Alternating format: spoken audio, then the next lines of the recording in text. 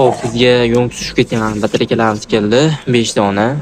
Xo'p, buni endi biz hozir mana shunday test apparatimiz keldi. Tekshirib ko'ramiz. Qani nima karomat ko'rsatar ekan. Odamlar batareyka uzoq ketmay qo'ydi. Ichida nechtasi o'ldi ekan, qanaqa bo'ldi ekan, nima qilib tekshirasiz deb savol beradi. Biz o'sha narsani savolga javob beramiz.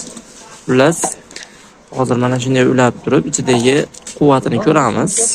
Mana quvvatini hozir ko'rsatyapti. Bu yerda 12.52 deyapti. Endi biz nagruzka berib ko'ramiz.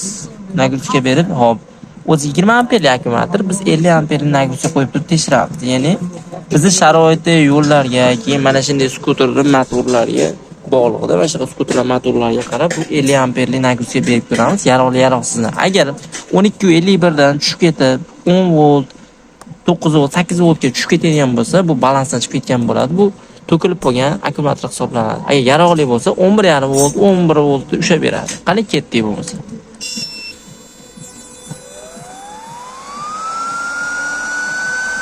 Hop. 30 sekundda tekshiryapti. 50 amperli nagruzka 30 sekundda tekshiryapti. Qani? Ko'ramiz. 10.51 deyapti. 20 amperli akkumulyator bu. Biz hozir 50 amperli tekshiryapmiz. Nima sababdan 50 amperli tekshiryapmiz? Bu nagruzka bergan holatimizda akkumulyator holatini bilib olish maqsadida tashlab yubormaydimi, yo'qmi, o'shdan tekshiramiz. Bu balansdan chiqib ketgan o'lgan akkumulyator hisoblanadi. Buni bizni yumk apparatimizga qo'yib turib ko'taramiz. Buni effekt beradi anchagina. Yana ikkinchisini ko'ramiz. Ikkinchisini qani?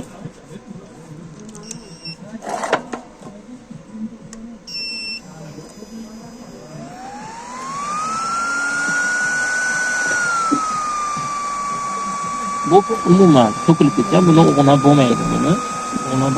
Bizni katta apparatga qo'ysak mana 582 ga tushib ketdi. Nagruzka bergan holatimizda ko'p odam mana skuterni gazingizdan tashlab yuboryapti deydi-yu.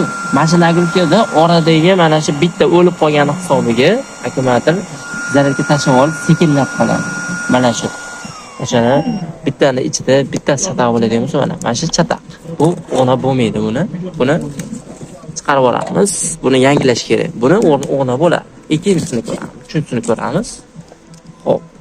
Qani testerimizni ko'ramiz. Bu oddiy tester emas. Oddiy testerlarga nisbatan bu ichki quvvatini tekshiradi. Ketdim men.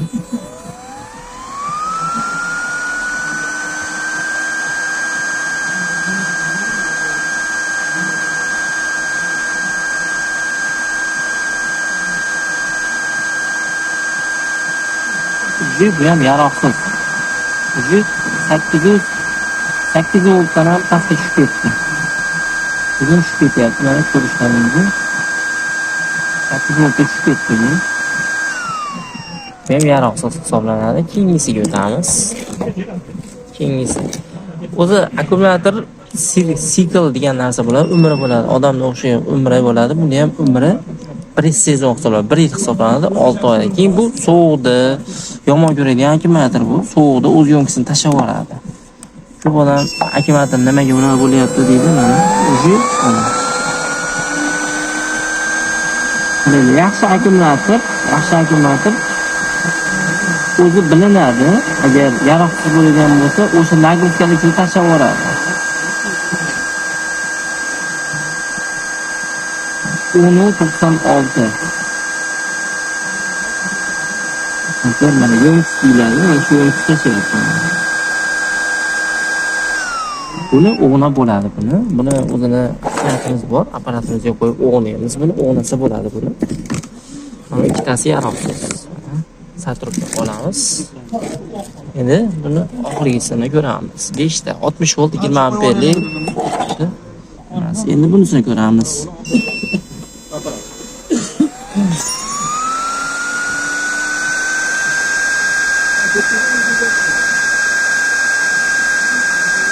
Ele amperli nagruzka tushganlardan ko'p odam savol beradi. 20 amperli nagruzkaga nimaga 50 amperli nagruzka beryapsan deb so'raydi. Bu biz mingashgan holatimizda balandlikqa chiqqan holatimizda motor bor kuchiga bu 50 amperdan kuchliroq nagruzkani beradi. O'shani hisobiga biz 50 amperli nagruzka tekshiramiz. Bu ham yaroqsiz.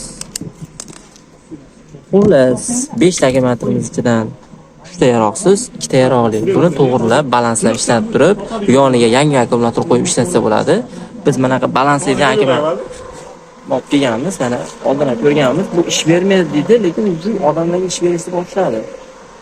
Kundan kunga odamlar mana shunaqa qilib sartaroqqa qo'yib turib, mana shunda mana 13.5 amperga uchi ko'tarildi. 16 voltga ko'tarib turib o'g'at qo'ygan. Shunaqa qilib ko'rma qilamiz. Kimga shunday xizmatlar kerak bo'lsa, bemalol aloqaga chiqinglar. Biz apparatlarimizni olib keldik. Hamma turdagi mana noldan chiqaradigan apparatimiz bo'ladi. 1 voltdan 100 voltgacha ko'tarib beraveradi. Mana yozib qo'ygan. 100 voltgacha ko'tarib beradigan bemalol mana yo'nqis apparat. Shunaqa qilib biz hamma turdagi akkumulyatorlarni mana shunday qilib ko'taramiz. Mana ko'rishlaringiz mumkin. Mana shunday akkumulyatorlarni 5 tali, 6 tali bo'lsa, mana shunday yo'nqisda ko'taramiz.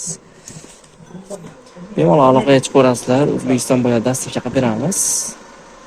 Har qanday turdagi akkumulyatorlarni kerak bo'lsa bizga aloqaga chiqinglar. Litiy железо fosfat deysizlarmi?